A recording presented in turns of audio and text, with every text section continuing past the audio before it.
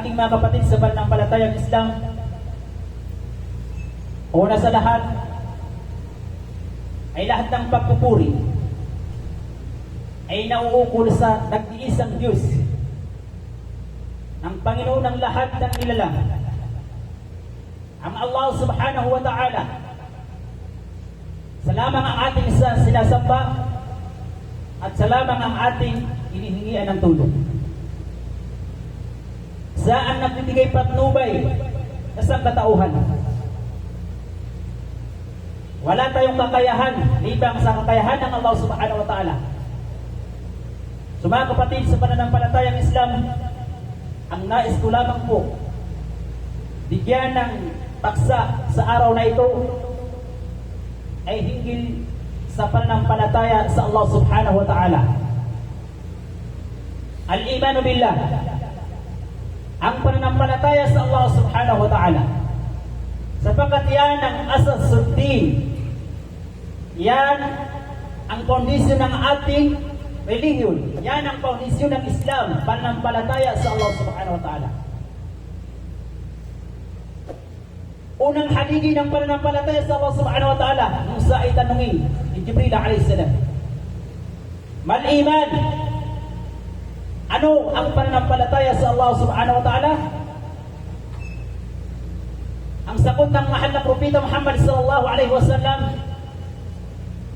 al-iman billahi an tu'minu billah wa malaikatihi wa kutubihi wa rusulihi wal yawmil akhir wa tu'minu bil qadri khairi wa sharri.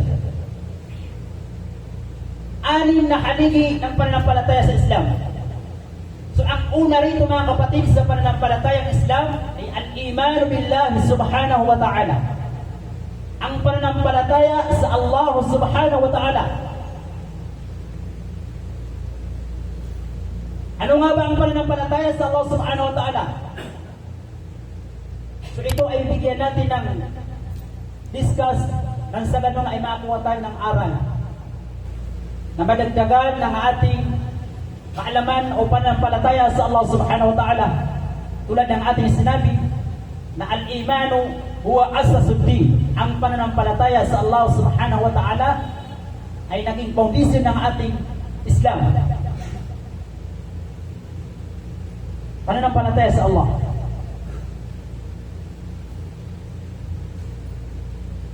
Wal yaqinu alayhi, ang tunay na yakin sa Allah subhanahu wa ta'ala, walang kakayahan libang sa kakayahan ng Allah subhanahu wa ta'ala. Ang Allah subhanahu wa ta'ala ang naglikha sa lahat ng nilalang. Lahat ng bagay ay ang Allah subhanahu wa ta'ala naglikha. Wal yaqinu alayhi wa ala asma'ihi wa sifatihi.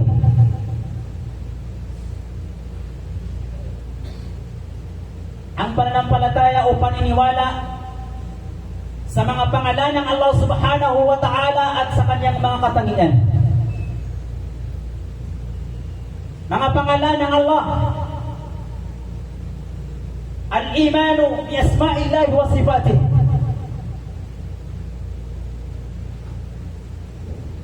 Ang pananampalataya sa mga pangalan ng Allah subhanahu wa ta'ala at sa kanyang mga katangian.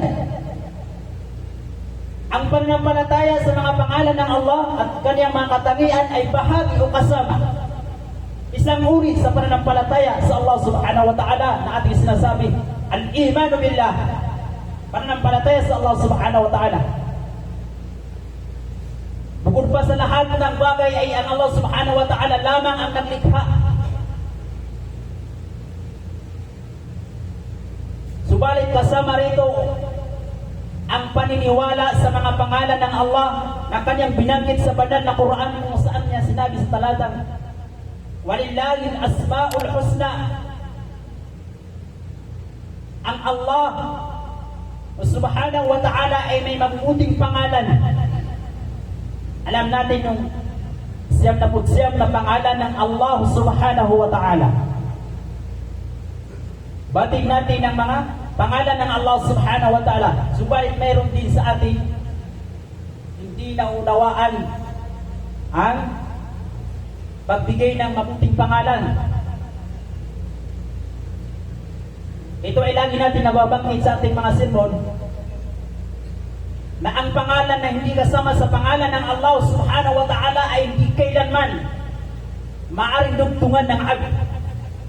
Halimbawa, Rasul. Kung dagdagan mo ng Abdul Rasul, anong ang kahulugan?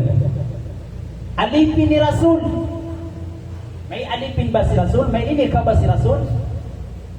So maliwanag mga kapatid, sa pananampalatayang Islam, ito ay lihis sa katuruan ng Islam.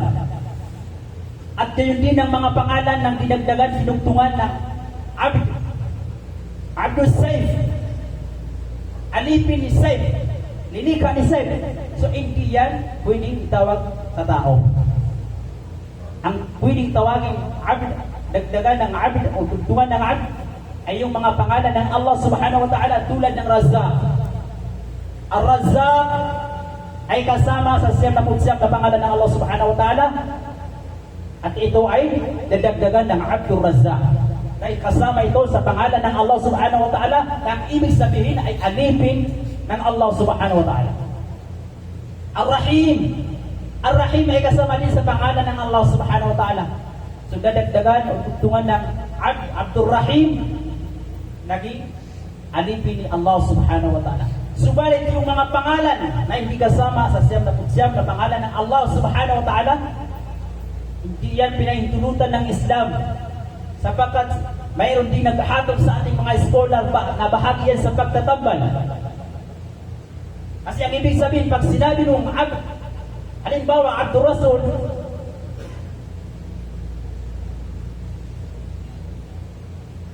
ibig sabihin ay linika ni Rasul o alipin ni Rasul. Alipin ni Rasul. So pagtatambal yun, kasalanan sa Allah subhanahu wa ta'ala. Pangalawa mga kapatid, sa pananampalatayang Islam, isa sa uri ng pananampalataya sa Allah subhanahu wa ta'ala ay paniwalaan natin ang mga katangian ng Allah subhanahu wa ta'ala. Al-imanu billahi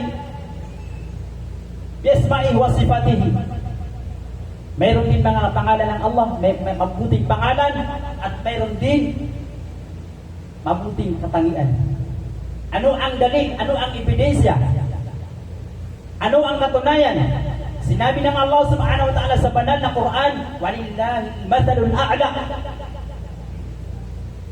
Ang Allah subhanahu wa ta'ala ay mayroong mga katangian. Malinaw yan sa Quran. Sinabi ng Allah, mayroon siyang mga katangian. Dapat natin paniwalaan, dahil kapag hindi natin pinaniwalaan ng mga talata ng Allah subhanahu wa ta'ala, ay mahuhulog ito sa kufr, kung saan makalabas tayo sa Islam. Dahil ang mga talata ng Allah subhanahu wa ta'ala, banal na Quran, ay nagkaisa ang mga ulama ng sinumang tao nagtakwil dito, ay walang pagkaalinlangan na sa nakalabas sa Islam. Sa ay kufr, sa ay nakagawa ng kufr o pagtakwil sa Allah subhanahu wa ta'ala, talata ng Allah subhanahu wa ta'ala.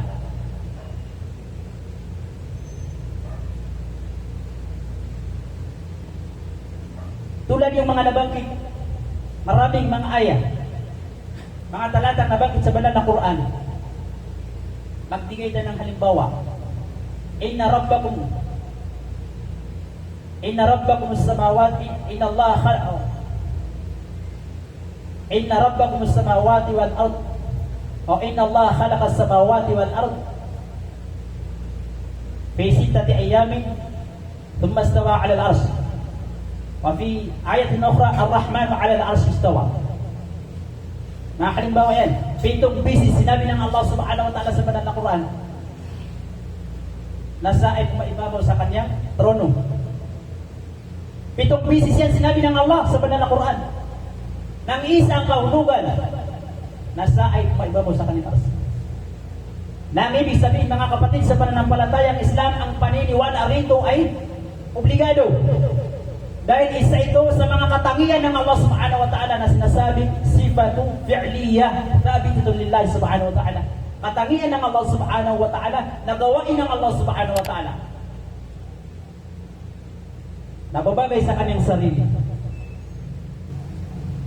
Katangian ng Allah subhanahu wa ta'ala, isa yan sa mga katangian ng Allah subhanahu wa ta'ala na sinasabi sifatu fi'liyah. sa ay pumaibabaw sa kanyang ars. Ang Allah subhanahu wa ta'ala katotohanan ng iyong Panginoon. Inna rabbakum alladhi khalaqa as-samawati wal ardi fi sittati ayamin thumma istawa 'ala al-'arsh. Katotohanan ng iyong Panginoon ay kanyang lilikha ang kalangitan at kalupaan pagkaraan. Lilikha niya ang pagkaraan ay sa pumaibabaw sa kanyang trono. Ano ang kahulugan mga kapatid? Ang sinabi, yung ala ay sa mga ulama o nuhat sa nahw, ang ala yufidul ma'na al-isti'la, ito ay ginagamit sa taas para mabigyan natin ng linaw kasi mayroon pong nagbibigay meaning o kahulugan ng ang Allah subhanahu wa ta'ala ay ang Allah subhanahu wa ta'ala ay nasa kanyang trono o nakaupo sa kanyang trono o sa ay naninirahan sa kanyang trono. So yan ay lihis o maling paniniwala sa katangian ng Allah subhanahu wa ta'ala, sapagkat ang sinabing ala, ibig sabihin ay sa taas. Ang ars ay nilikha ng Allah subhanahu wa ta'ala, subalit ang Allah subhanahu wa ta'ala ay sa kanyang taas. So ang taas ng ars ay walang nakakaalam. Yun ang kailangan natin paunawaan. Ang Allah subhanahu wa ta'ala hindi nakatira sa kanyang trono. Hindi sinabi ng Allah subhanahu wa ta'ala, ang Allah ay naninirahan sa kanyang trono o nakatira sa kanyang trono o bahay niya ang kanyang trono. Malinaw na ito ay salungat sa Islam, salungat sa mga ayat ng Allah subhanahu wa ta'ala at sa mga sawigay ng Propeta Muhammad sallallahu alaihi wasallam, sapagkat ang sinabi ay ala. Ibig sabihin ng ala, lil-isti'la. Sa nahw, lil-isti'la, ibig sabihin sa taas ng ars, pataasan ng ars, sa itaas ng ars. Nang ibig sabihin, hindi alam kung saan ang taas ng ars. Lugar ba yan o hindi? So hindi natin pagmasukan dahil hindi natin alam yun. Ang ars, trono ng Allah subhanahu wa ta'ala, ililikha ng Allah subhanahu wa ta'ala. So ang Allah subhanahu wa ta'ala ay sa kanyang itaas. Hindi siya nandun sa mismo sa kanyang trono.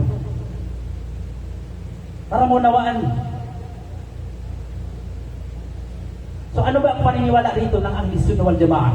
Ang paniniwala rito mga kapatid ng Ahlus Sunnah wal Jama'ah, ito ay nathbitu kama athbatahu Allah li nafsi aw athbatahu lahu Rasulullah sallallahu alaihi wasallam min ghairi tahrifin wala ta'til wala takyifin wala tamthil wala tashbih. Ito ay pinanatili natin sa Allah subhanahu wa ta'ala, kung saan ito ay pinanatili niya sa kanyang sarili dahil siya mismo nagsabi sa kanyang Quran. Aw atbatahu lahu Rasul sallallahu alaihi wasallam, at ito ay pinatili sa kanya ng Propeta Muhammad sallallahu alaihi wasallam. At mayroon din itong kondisyon min ghairi tahrif, hindi bibigyan ng ibang kahulugan. Kung may nabibigyan ng ibang kahulugan, binigyan din ng Propeta Muhammad sallallahu alaihi wasallam ang mga talatang ito. So bakit hindi sinabi ng Propeta Muhammad sallallahu alaihi wasallam na ang kahulugan ito ay isti'la? Sino ang ating huwaran? Mahal na Propeta Muhammad sallallahu alaihi wasallam, sa ang ating huwaran, sa ang ating ginagaya, sa ang ating ginagaya sa lahat ng ating pagsunod sa Islam. Wala ta'tilin. Pangalawa mga kapatid, sa pananampalatayang Islam, hindi natin pakawalan kung ano ang kanyang kahulugan. Ibig sabihin, masabi natin, hindi namin alam yan kung anong kahulugan. Pangatlo, wala takwifin. Hindi natin iisipin kung ano ang katangian ng Allah. Bawal yan sa Islam. Tafakkaru fi khalqillah wa la tafakkaru. Tafakkaru fi khalqillah wa la tafakkaru. Pamana? Sabi ng Allah subhanahu wa ta'ala, pagmumuni-munihan niyo ang mga linikha ng Allah subhanahu wa ta'ala at huwag niyong pagmumuni-munihan ang katangian ng Allah. Walang nakakabatid, walang nakakaalam kung ano ang katangian ng Allah subhanahu wa ta'ala. Subalit meron siyang katangian sa banal na Quran. Mayroon bang iisa sa atin nakita sa Allah? So paano mo masasabi na ang Allah subhanahu wa ta'ala ay katulad ng kanyang linikha. Nakita mo ba mismo ang Allah subhanahu wa ta'ala na katulad sa ang kanyang linikha? Kung yun ang paniniwala mo, kung panatili ng katangian ng Allah subhanahu wa ta'ala ay sabihin mo, ito ay tasbih, parang sinabi ng Allah subhanahu wa ta'ala ay isang tao. Nakita mo ba ang Allah subhanahu wa ta'ala? Kailan naman ay hindi natin nakita ang Allah subhanahu wa ta'ala. Subalit meron siyang sinabi mga katangian sa banal na Quran na kinakailangan natin paniwalaan. Walillahi matalul a'la. Ang Allah subhanahu wa ta'ala ay meron mga katangian. So sino ang maranaw na nagsasabi walang katangian ng Allah subhanahu wa ta'ala?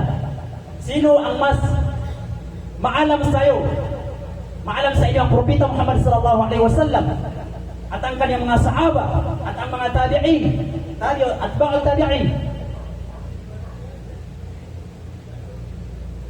Wala tasbih, hindi natin ihalin tulad ng Allah subhanahu wa ta'ala.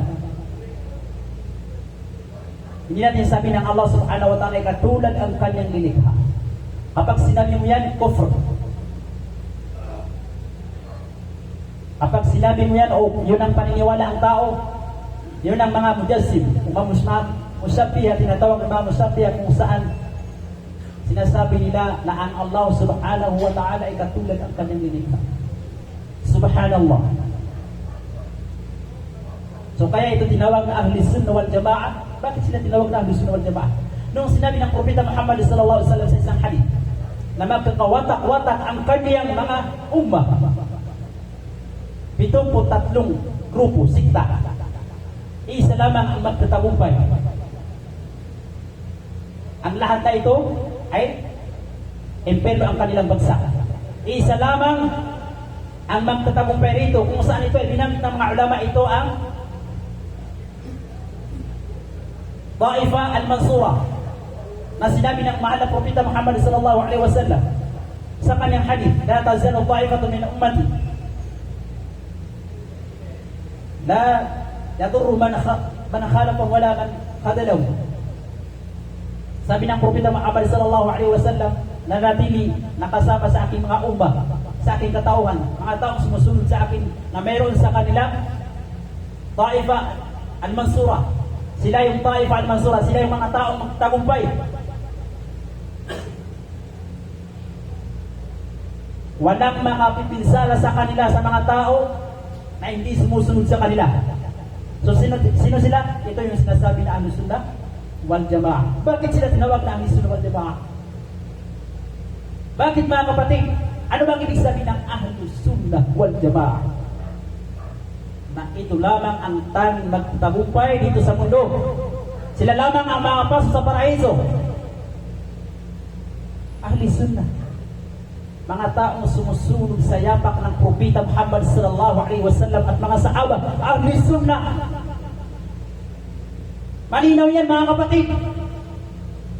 Sunnah ang kanilang pinindigan. Ano ang sunnah? Mga dalil na mula sa banal na Quran at sa ikay ng Propeta Muhammad sallallahu alaihi wasallam. Hindi katang isip lamang. Kaya sila tinawag na Ahlus Sunnah dahil sila ay sumusunod sa sunnah ng Propeta Muhammad sallallahu alaihi wasallam.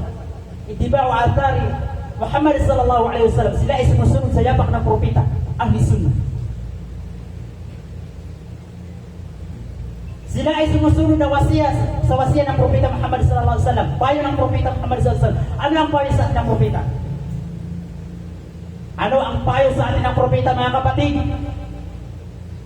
Alaykum bisunnati wa sunnati al-khulafa ar-rashidin al-mahdiyyin, 'addu 'alayha bin nawajib wa iyyakum wa muhdatsatil umur fa inna kulla bid'atin dalalah. Yan ang payo sa atin ng Propeta. Ang mga tao sumusunod sa hadis na ito, sila yung mga Ahlus Sunnah wal Jamaah. Kanilang pinanghawakan ng higpit ang sunnah ng Propeta at ang mga sunnah ng mga sahaba. Kalugdan nawa sila ng Allah subhanahu wa ta'ala at sila ay maingat sa mga gawaing karagdagan sa Islam. Iyyakum muhdatsatil umur. Yung iwasan ang mga bid'ah. So alam natin yun sa panahon natin ngayon kung sino mga taong gumagawa ng bid'ah. Hindi natin babanggitin ng mga pangalan. Subalit alam natin, batid natin yan. So, tapos sabi mo ikaw ang sunna, ikaw ang sumusunod sa sunna ng Propeta Muhammad sallallahu alaihi wasallam. Ang Ahlussunnah wal Jamaah ay sila sumusunod sa mga sunna, ibig sabihin, lahat dalil, nagmula sila sa mga dalil. Ikaw sinasabi mo, ikaw pwede. Nabibigay ka ng hatol na pwede. Hindi mo inaalam kung ano ang sunnah, ano ang pamamaraan. Ito ay mayroong gantimpala sa Allah subhanahu wa ta'ala. Mga sahaba ridwanullahi alaihim, sila ay nagtatanong sa Propeta Muhammad sallallahu alaihi wasallam ukol sa mga bagay na malaking gantimpala. Hindi katulad natin na ang itinatanong natin kung ano ang pwede. Ustad, pwede ba ito? Ustad, pwede ba ito? Ay, alim, pwede ba ito? Pwede ito sa Islam? Ganon kahida ang ating pananampalataya dahil kailanman ay diyan tinanong ang mga sahaba. Ang tinatanong nila sa Propeta Muhammad sallallahu alaihi wasallam, Ya Rasulullah, ayyul a'mali afdal? O sugo ni Allah subhanahu wa ta'ala, ano ang pinakamainam malaking gantimpalang gawain? Bakit nila ito tinatanong sa Propeta? Upang kanilang gawin. Ito ay kanilang ginagawa. Tayo, ang sinasabi, ang itinatanong natin, Ustad, alim, pwede ba ito sa Islam? Kapag sinabing pwede, sinusunod niya. Bakit hindi tayo magtanong, Ustad, ano bang sunnah? Anong malaking gantimpala? Ustad, pwede bang magkurban ng karabaw? Bakit hindi bitinawa ng sunnah? Anong sunnah ba anong nabanggit sa hadis? Malinaw dyan na mayroong sinabi ng Propeta Muhammad sallallahu alaihi wasallam na baka. Na sunnah yan. Dahil yan ang sinabi ng Propeta. Kung nagtatanong ka pa ng karabaw.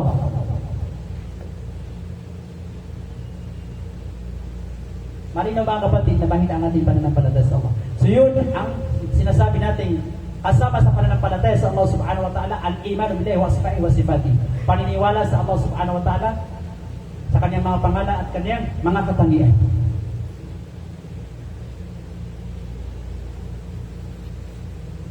Wa khazainihi, at ang mga ari-arian ng Allah subhanahu wa ta'ala.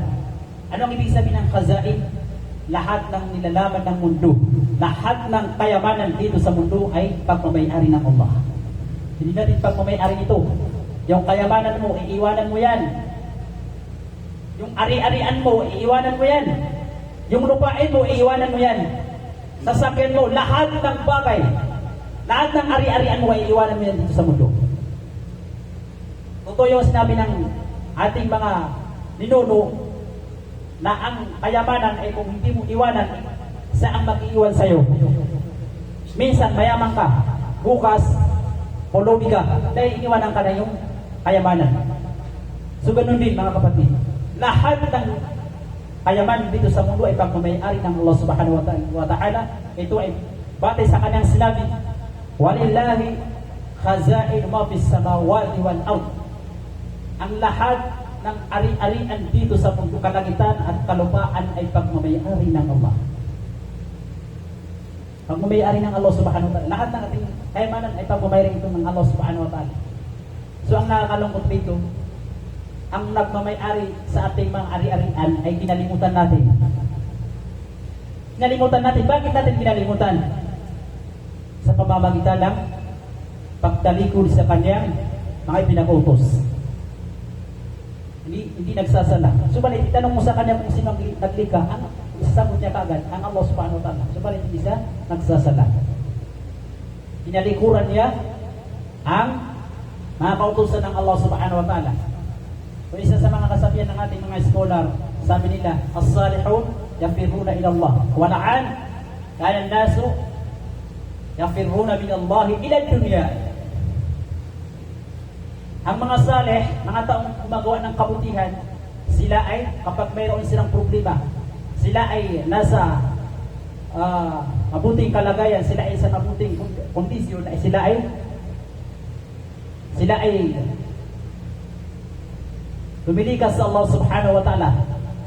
Sila ay lumilikas sa Allah subhanahu wa ta'ala. Lahat ang kanilang problema ay sa Allah nila sinasabi. Humihingi sila sa Allah subhanahu wa ta'ala ng mga panalangin. Subalit, sa panahon natin ngayon, ang mga tao tinalikuran ng Allah at ang hinarap nila ay ang mga lahat ng mga mundong bagay. Yadan billah.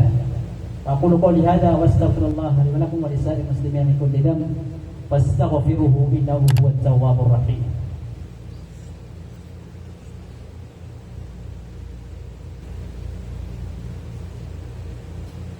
Alhamdulillahirabbil alamin wa la udwana illa 'alal zalimin. Masyadong mahaba po ang paksa na ito. Pero hindi tayo isang binabanggit kanina. Kasama rito yung nasabi na an na'lama wa nataqayyada anna Allah khalaqal makhluqat wa khalaqa fiha al-athar. Buo nating paniwalaan at malaman, alamin na ang lahat ng nilalang ay lilikha ng lahat ng makhluk ay lilikha ng Allah Subhanahu wa Ta'ala. Pagkatapos ay linagyan ng Allah Subhanahu wa Ta'ala ng pakinabang. Khalaqa al-'ayna wa khalaqa fiha al-athar wa huwa al-basar. Wa khalaqa al-udhun wa khalaqa fiha al-athar wa huwa as-sam'. Wa khalaqa al-lisan wa khalaqa fiha al-athar wa huwa al-kalam. وخلق الشمس وخلق فيها الأثر وهو النور وخلق النار وخلق فيها الأثر وهو الإحراق وخلق الشجر وخلق فيها الأثر وهو الثمر. Tingnan natin ang biyaya sa atin ng Allah Subhanahu wa Ta'ala. Dinika ang Allah Subhanahu wa Ta'ala ang mga makhluk. Dinika ang Allah Subhanahu wa Ta'ala ang mga makhluk. Pagkatapos ay linagyan niya ang pakinabang. Linagyan ng pakinabang. Anong mga halimbawa nito? Wa khalaqa al-'ayna wa khalaqa fiha al-athar wa huwa al-basar. Dinikha ang Allah Subhanahu wa Ta'ala ang ating mga mata. Pagkatapos ay linagyan ng pakinabang. Ano ang pakinabang? Wa huwa al-basar, ang pagtingin. Dinikha sa'yo ng Allah Subhanahu wa Ta'ala ang mata. Ano sa palagay mo kung wala kang paningin? So malaking pagsasalamat sa Allah Subhanahu wa Ta'ala, linagyan ka ng mata at mayroon din paningin, nakakakita ka. Dinikha sa'yo ng Allah Subhanahu wa Ta'ala ang iyong mata, na mayroong pakinabang, yun ay ang pagtingin, nakakakita ka. Ilan sa mga tao mayroong mata, subalit hindi nakakakita. Wa khalaqa al-udhun wa khalaqa fiha al-athar wa huwa as-sam'. At linika ang Allah Subhanahu wa Ta'ala ang ating mga tenga, linagyan ng pakinabang, yun ay ang pagdinig. Ilan din sa mga tao mayroong tenga, subalit hindi nakakarinig. Yun ang pakinabang ang ating tenga. Pagdinig. Makarinig tayo. Walang pakinabang ang ating tenga kung hindi ka na nakakarinig. Hindi mo narinig ang nagsasalita. Wa khalaqa al-lisan wa khalaqa fiha al-athar wa huwa al-kalam. At linika ang Allah Subhanahu wa Ta'ala ang dila, linagyan ng pakinabang, yun ay pagsasalita. Ito ay nakapagsasalita. Wa khalaqa ash-shams wa khalaqa fiha al-athar wa huwa an-nur. At linika ang Allah Subhanahu wa Ta'ala ang araw na mayroong pakinabang, yun ay dinika ang Allah Subhanahu wa Ta'ala ang buwan na mayroong pakinabang. Dinika ang Allah Subhanahu wa Ta'ala ang araw na mayroong pakinabang, yun ay ang liwanag. Khalaqa ash-shams wa khalaqa fiha al-athar wa huwa an-nur. Yun ang pakinabang ng buwan o araw. Ang pakinabang nito ay ang liwanag. Wa khalaqa ash-shams wa khalaqa an-nar wa khalaqa fiha al-athar wa huwa al-ihraq. At linika ang Allah Subhanahu wa Ta'ala ang apoy na mayroong pakinabang, yun ay ang pagsunog. Lahat ng pagsunog ay nagmula sa apoy. Wa khalaqa ash-shajar wa khalaqa fiha al-athar wa huwa ath-thamar. At linika ang Allah Subhanahu wa Ta'ala ang mga kahoy, mga halaman na mayroong pakinabang, yun ay ang bunga. So tayo mga kapatid, ano ang pakinabangan? Ano ang pakinabang natin sa Allah? Isa lamang ang ating layunin dito sa mundo. Batid natin yan, yun ay ang pananampalataya sa Allah subhanahu wa ta'ala, pagsamba sa Allah subhanahu wa ta'ala, at pagtakwid sa pagtambal sa Allah subhanahu wa ta'ala, pagtakwid at pag-iwas sa lahat ng kanyang mga ipinagbawal. Tayo ay manalangin sa Allah subhanahu wa ta'ala, gabayan tayo ng Allah subhanahu wa ta'ala, patnubayan tayo sa matuwid na landas, at bigyan tayo ng maraming biyaya, ipagkaloob niya sa atin ang lahat ng ating ninanais na baka mahuli sa atin dito sa mundo, at lalo na sa muling nating pagkabuhay. Kapala rabbukum du'uni. Amin ya rabbal alamin.